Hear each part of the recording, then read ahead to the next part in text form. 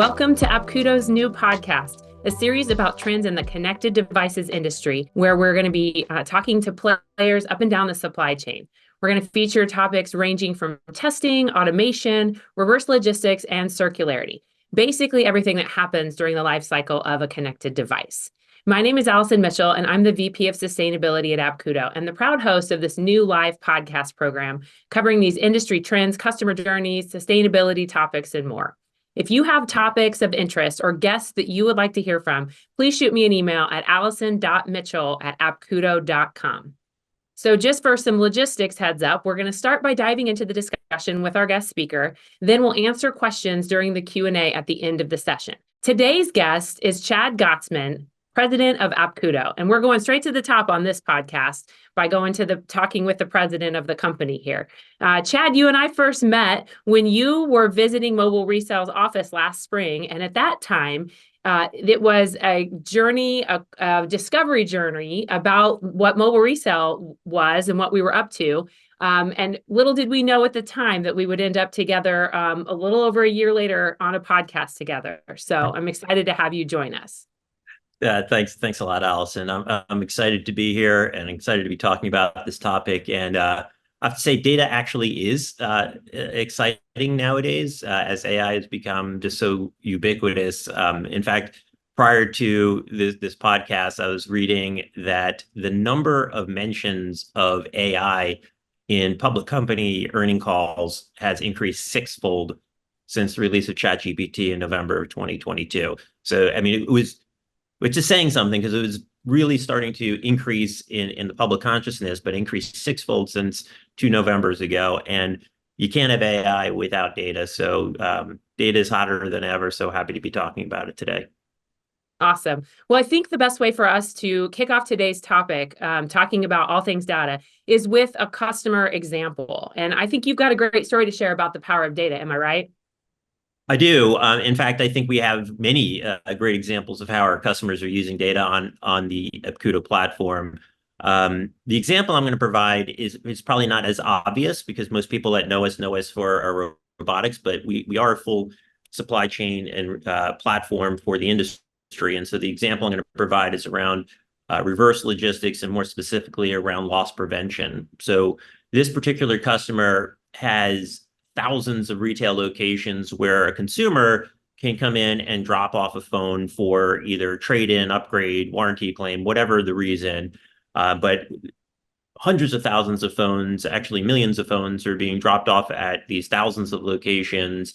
And this customer is losing between $20 and $30 million worth of devices every year. And that was primarily due to theft. And they had a big problem there. And that 20 to $30 million also doesn't even include the added labor cost to chase down these devices, to investigate the losses, to speak with the customers. It doesn't include the cost of customer dissatisfaction. So suffice to say, it was a big problem. And so what would happen is a box would show up at the distribution center, and it was supposed to have, say, 20 phones in it. And instead, when the employees opened up the box and had maybe 18 phones in it and 2 blocks of wood or a water bottle. I mean, crazy things would be packaged in these boxes. And the way we solved this problem was really by using machine learning to analyze thousands of points of data, including phone model, the age of the device, the drop-off location, many, many other factors. And we built a predictive model that assigns each a score to each drop-off location and to each shipping hub. So from the drop-off location, it went to a hub. From the hub, went to a centralized facility. And we didn't know where that loss was happening. And so ultimately, by bringing all this data together, we were able to assign a score from 0 to 4 for each one of those points in the map, so to speak. So a 0 would mean there's virtually no chance of loss. A 4 would mean that there's extremely high likelihood of loss. And our customer would continuously leverage this model on our platform where it's displayed visually in the form of a heat map. So picture a map of the United States, and there are literally thousands of dots representing each one of those drop-off points and each one of those hubs. And each one of those would be some shade of red. And the deep red locations were the ones that were scored a 4, highest likelihood of theft to occur. They can zoom in, they can understand at a very specific retail location where the likelihood was going to happen. And what that did was create what they would call a training opportunity for a regional manager to descend on that location and really investigate what was going on. And by showing that that was all being tracked, and showing the analytics and the metrics behind all of that, that theft went to virtually zero. So that's an example where by leveraging data in a unique way, building out these predictive models, you can turn that data literally can be transformed into dollars, in this case, 20 to 30 million a year. Wow, that is pretty powerful. That's not something I expect most of our customers would expect to get from the type of data that we're collecting. And that goes straight to the bottom line. Yep. So Chad, you are talking to customers every day, and I'm sure throughout those discussions, you are observing things about how customers are using data across the connected supply chain, and probably finding some surprising ways that's happening. Can you share some of those observations that you come across daily? Sure. So how do customers use data across connected device supply chain? So first of all, I would say I'm very confident that every one of our customers is making some kind of data-informed decision every day. However, I would say, as a general statement, there's always room for improvement. And I would say one major observation, just a blanket observation across the industry, is that much of the industry is still relying on what I would call either unstructured or semi-structured data that's not easily shared or leveraged across systems. It's data that lives in spreadsheets and in emails, even text messages. And it could be really vital data like inventory, pricing, logistics data. And this approach to data management, it lacks the sophistication that is really required for this industry to operate really efficiently. And so what happens here? We don't have the right data. We have the data. It's not shared. It's in disparate informations. It's trapped in these silos. And that just ultimately leads to lower confidence, lower accuracy and consistency, a lot of manual effort with spreadsheets and keying in results for manual processing. And that's what we see all over the place before we start engaging with that particular customer. The other problem we really see is, and we see this all the time, is that the data is siloed and it sits within the individual process in which the data was actually collected. So think about all of the trade-in data that might be captured at a point of sale system. Well, that's stuck in the POS system. The output of device processing is stuck in its own database, and those two aren't talking. And so we're not making the connection from, let's say, either the online trade-in, the retail trade-in, the quality of that device, the condition of that device, and what was the accuracy of that at the retail, and how does that compare once it lands in the distribution center? And so there isn't that common thread across these systems, which just leads to more unstructured data and emails and spreadsheets that I was just mentioning, and it's all just very disconnected. And these kind of data problems are surfacing across all industries, and these are challenges I think that everyone is solving for right now, which is why it's such a hot topic. Yeah, it sounds like that can be very disorienting to have that sort of patchwork of data in a variety of places. So how is Apkudo helping our customers rethink their use of data?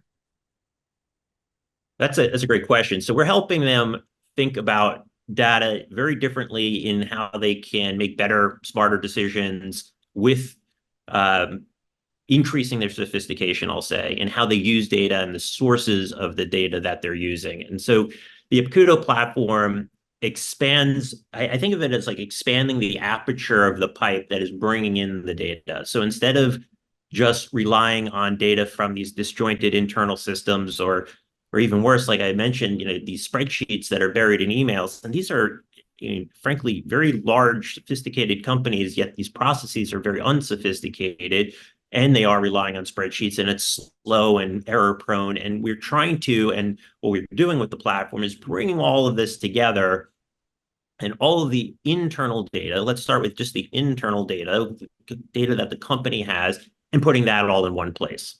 So now we have the internal data in one place, and we can action that. We can build reports, analytics, and understanding around that. Then we leverage our robotics particularly to augment that data with highly accurate, very detailed device-specific data. So now we have all the internal information we need and the data we need, and we have on a serialized level, what is the quality, the condition of this particular device, where did it come from, what is the cosmetic condition, what kind of functional testing was done, what is the value of a repair to be done on this device, et cetera. So we have the device-specific data. And then lastly, very importantly, we add in all the external data. So external sources like market price, customer demand, how does anyone want this device? Who wants it? What country is this device in highest demand for? Does this device need to be repaired? We learn that on the device level data. Okay, but what is the cost of that repair? What is the turnaround time for this particular repair vendor? Should we use this vendor or that vendor? These are all the external signals and external data that we combine. So think about that as where we're starting in terms of maturity of the data. We have a customer that has fragmented internal data. We bring that all together in one place. We add that to that the device-specific data. And then we add to that the external signals and external data. And then we have a complete picture of really everything that where this device came from, what should we do with it next? So that's what we're constantly doing, is answering the question, we have this specific device, what is the next best use of this device? I just said a lot, and I think when we work with our customers, we share this very distinct point of view, and we help them think about data through the lens really of that type of framework. Mm. Yeah. So speaking of a framework, what you described sounds like a continuum. Can you explain that framework a little bit that you alluded to there? Sure. Yeah, absolutely. I can explain the data maturity framework, as we would call it. And there are a lot of data maturity models that you can reference across industries. And I'll tell you, Allyson, as a former consultant, there isn't a maturity model that I don't love. It's tough for me to resist a maturity model. It's what we always have used in the management consulting world. And I like them because it gives customers a very easy way of identifying where they are now. And it can be a self-assessment too, to understand where are you now, where do you want to go, and then what's the roadmap to get there? What needs to be true in order for us to go up that scale of maturity? And so the model that I was referencing when I was giving my prior example is pretty straightforward. I mean, I think of stage one as sort of business as usual. The emphasis here is just on the data capture, and reinforces that while customers are certainly using data today, they lack any real sophistication. It's that earlier example that I was giving, but it's a foundation upon which to grow. This is where we have spreadsheets and emails, and it's disjointed. But you can do an inventory. You can start understanding, what does that actually look like? What does the current state look like? The next stage, what we call change makers, and they're starting to integrate data. They're improving that visibility. They're sharing that siloed data across different departments within the organization. Stage three are those that are starting to emerge as leaders. And I would refer to the first example that I used to predict the fraud and the theft is a customer in stage three. It's really taking data and going from descriptive to predictive. It's now not just describing what has happened, it's predicting what could happen and will happen. And that's in stage three. And then stage four is about working with new standards. This is aspirational, as every maturity model should be, and it reflects those companies using data upstream and downstream and with partners in new ways to accelerate business impact. And the end with partners, I think, is a very important point. There is a lot of talk now and a lot of industry chatter around the risks of sharing data with the ecosystem are lower than the rewards. So the rewards are outweighing the risks of creating intercompany interoperability. And that's something very key to this industry and our industry, in my mind, to ensure that we are delivering the greatest impact as a whole and elevate the sophistication of the industry as a whole. And that all happens in stage four. And so we get as many companies as possible into that stage four. Yeah, that's really helpful to see this sort of visually portrayed. And, I see circularity on here as one of the ways to think about data maturity. over this continuum. And so with my background in sustainability, of course, I'm going to steer the conversation there. So I'm just curious how you think this framework applies when we're thinking about using data to inform and advance decisions regarding sustainability and circularity. What kind of comes to mind when you think about the intersection of data and circularity? I think it's right in the middle, and we are a circular industry platform. We call it that for a reason, and it's a core benefit that we are looking to deliver as an organization. And to me, circularity is all about keeping a manufactured product in use for as long as possible. Okay, so how do we do that? And how do we do that efficiently? The current asset owner, the person that has the device right now, needs to find a new owner. In other words, the supply needs to meet the demand. And the interesting thing we're seeing right now, it was IDC that came out with a report earlier this year that said there's a complete dislocation between supply and demand of devices, meaning there is more demand for used devices, in particular in Europe, but it's accelerating the US and other parts of the world as well. There is a larger demand for used devices than there is supply. And how do we use data, really, is your question, to connect those dots a little bit more so that supply and demand are met. So if you think back about the framework, in stage 4 of the data maturity model, this matching is happening systematically. It's happening without that human intervention. So imagine on one side of the platform, you have a customer of ours like an insurance company. And this insurance company is able to use their data to predict the demand that they have for certain set of SKUs of devices, hundreds of SKUs of devices that they knew they're going to need in order to fulfill insurance claims. So they're in the business of insuring these devices. Something happens, someone files an insurance claim, they now need a replacement device. And they can predict with a high degree of accuracy what those devices are that they're going to need. Their problem is, again, sourcing those devices in a way that is cost effective. So they are spending far more than they'd like to actually fulfill those insurance claims. So one way we can work together in a stage 4 data maturity model is by exposing that demand for those devices into the Apkudo platform, which also on the other end of the platform has all these trade-in programs and all these enterprise take-back programs and all these devices coming into the Apkudo platform.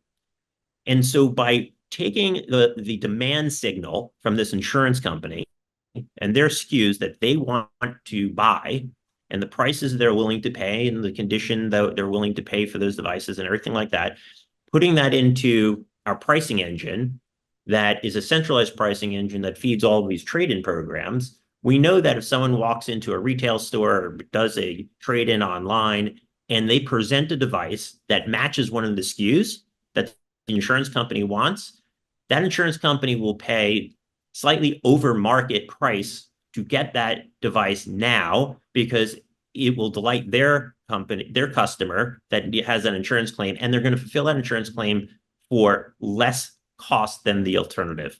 And it delights the customer on this end that's doing the trade-in because they just got a really good value for their trade-in. And the Apkudo platform systematically transports that device logistically from that point of sale from that point of trade-in back to that insurance company. All that is made possible by leveraging good, timely data across the system and by sharing it across enterprises in this case. Yeah, and what you mentioned there in terms of the efficiency and the cost savings from that is also going to support sustainability goals because it's going to be less inputs into the process and less delay. So that's another benefit from it as well. On the enterprise take-back side, I know we have had several instances where we've had we utilized data to for example, minimize, kind of go back upstream with the customer and say, you are experiencing a large amount of damage that is, replicated across all of your employees, there's something going on here, let's investigate. And finding that there was the way that these users were positioning their devices was causing this, recurring damage. And so we were able to communicate that to the customer and say, if you put a better case on these devices, that will prevent the damage, and therefore, this early return of these devices before they should be returned. And so it helps extend the device's life, and they, very easily shown that the investment that those improve, maybe more expensive cases, but added better protection, that investment was recovered because of the extension of the device's lifespan. So and there's increased value on the resale of those devices too. Yeah, I'm sure. I mean, that's correct. Yeah. So sustainability and circularity is a pretty hot topic, but AI is a pretty hot topic these days as well. There's application across industries. There's really no place that AI is not having an impact. Can you explain how Apkudo is using the capabilities of AI to get even more value out of the data that we are capturing? Sure. I'd love to talk about how we're using AI. And we've been using AI, frankly, way before it was cool. And we have patents on some of this. It is very, very sophisticated. And my favorite example of how Apkudo uses AI is in cosmetic grading.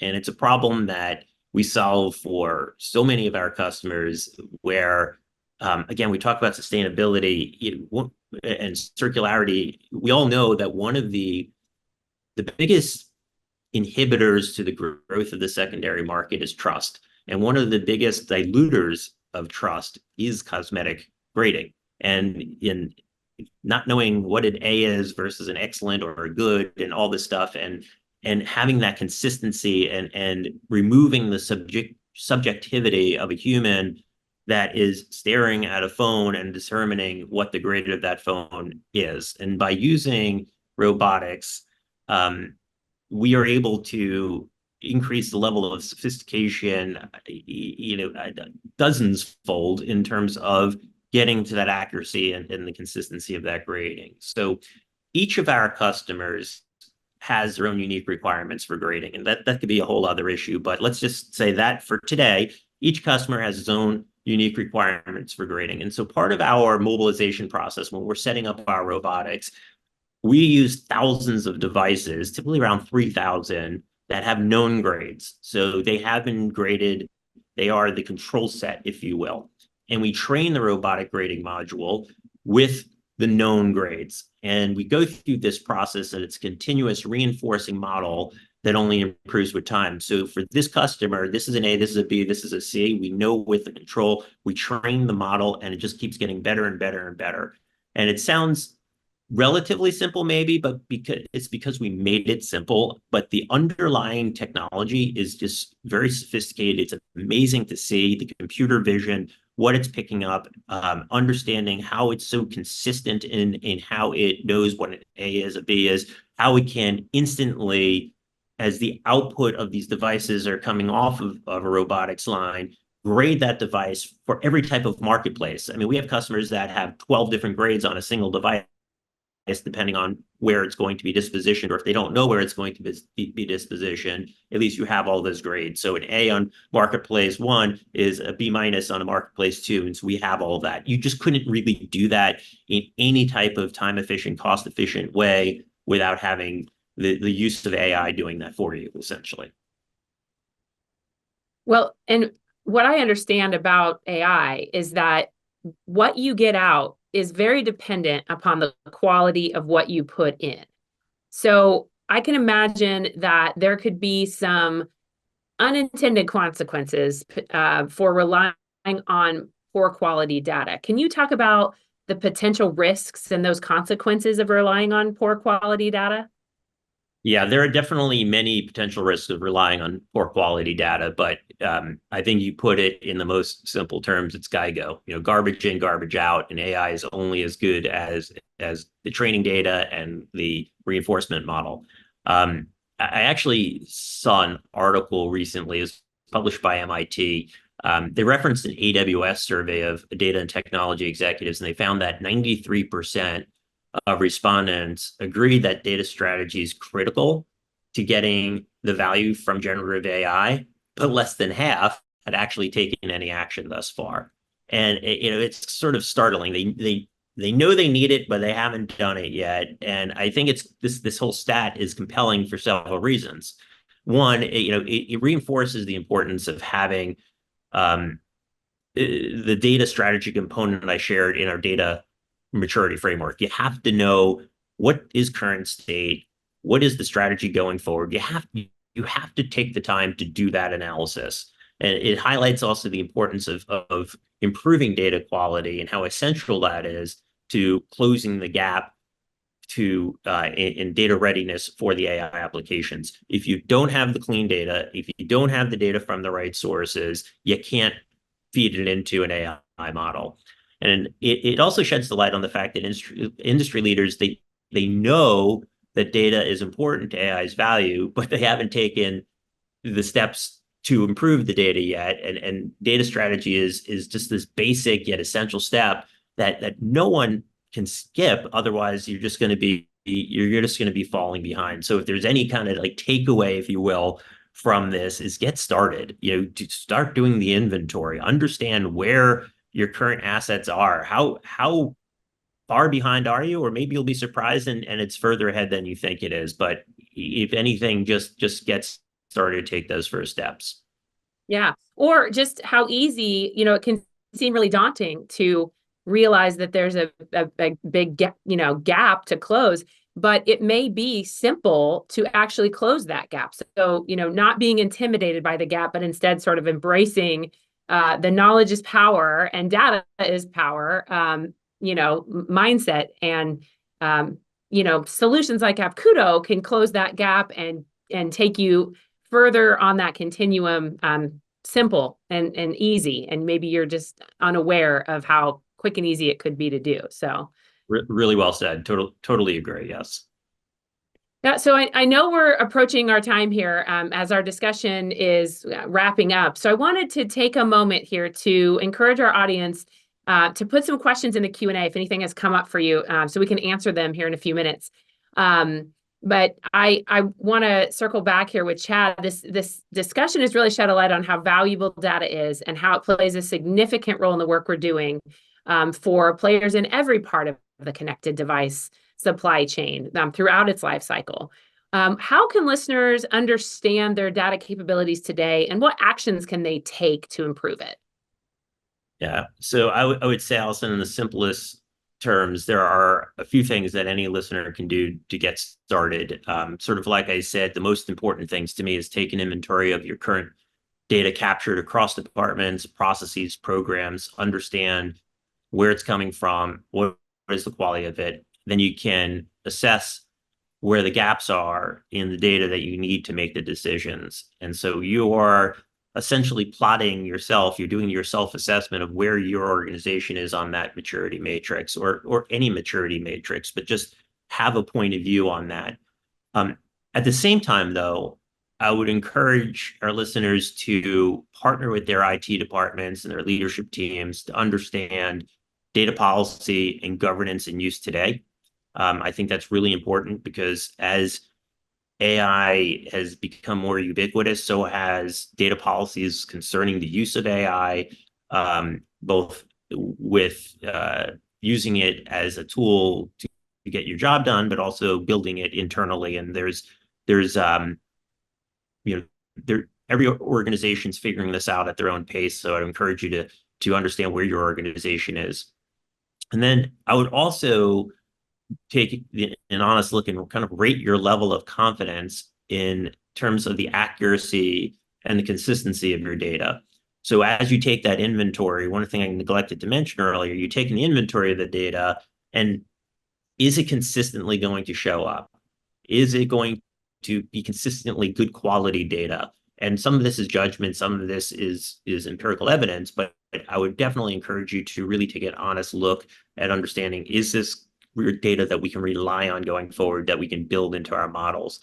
And then finally, I would encourage people to come up with the prioritized list of data actions that your business is going to take. Make the plan. You're gathering the intelligence yourself, you're doing the investigation, you're using a maturity matrix or some sort of tool to assess where you are. You have a plan of where you want to be, and start building out those steps and how you're going to get there.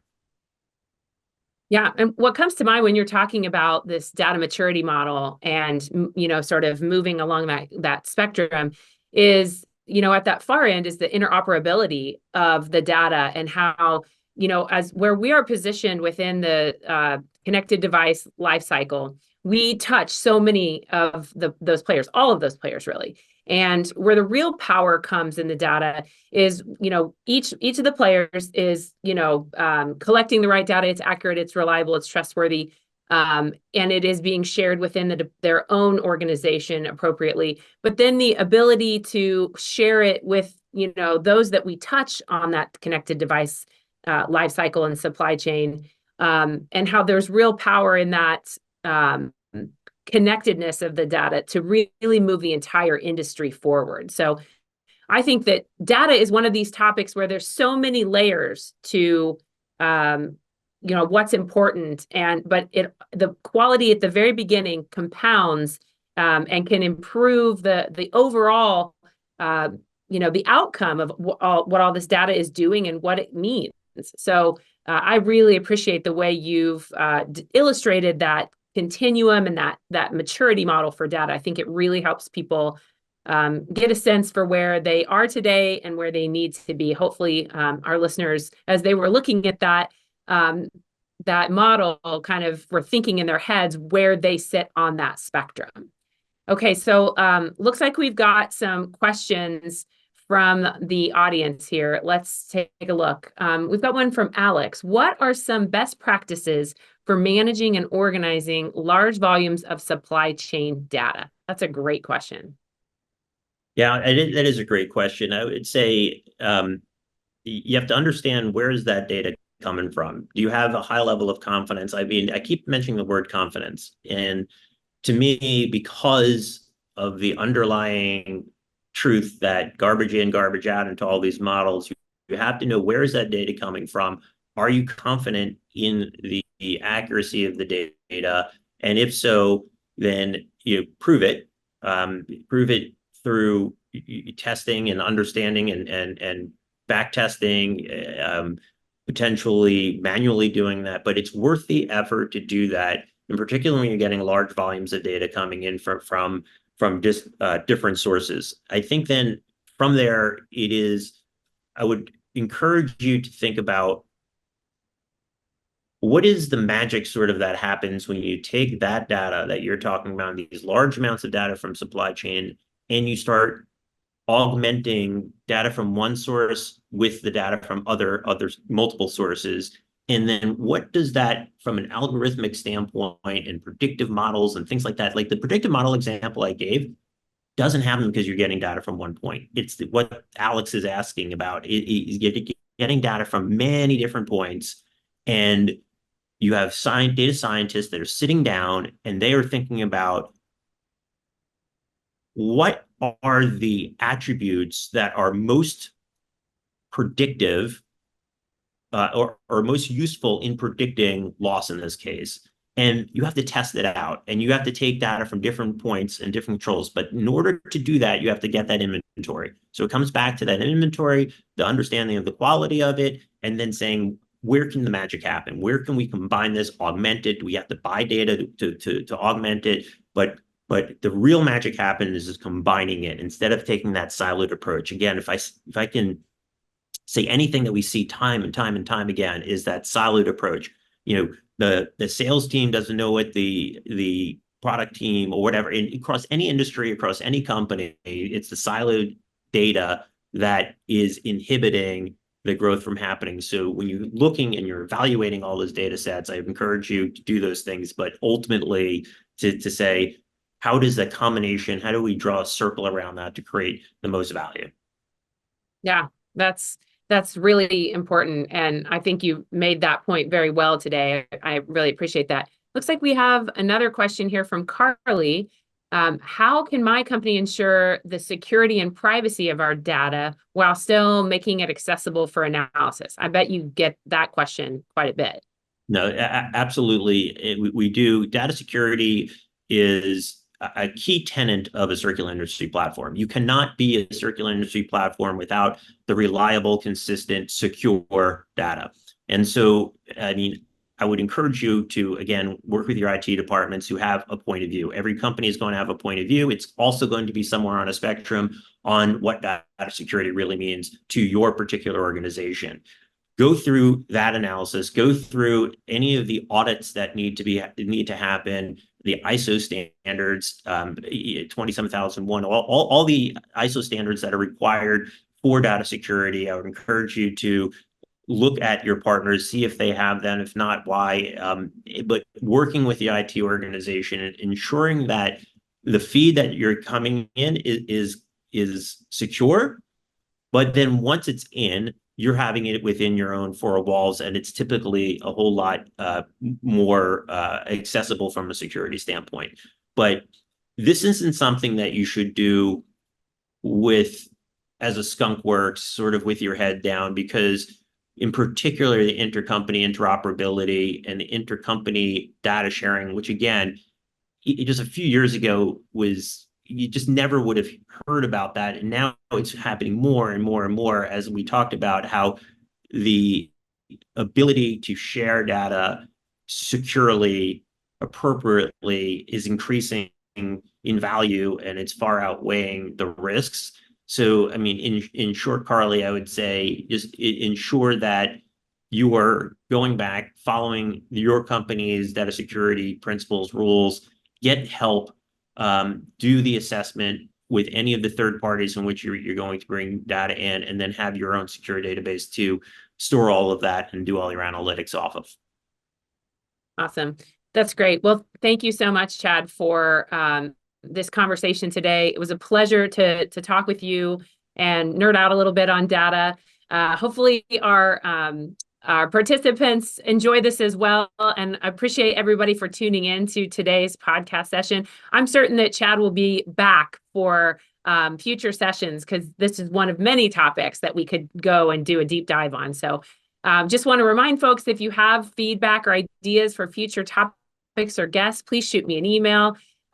It's first name, last name at apkudo.com. This is Allyson Mitchell. Thank you again. I really appreciate everybody being on today's session, and we'll see you at the next one. Thanks.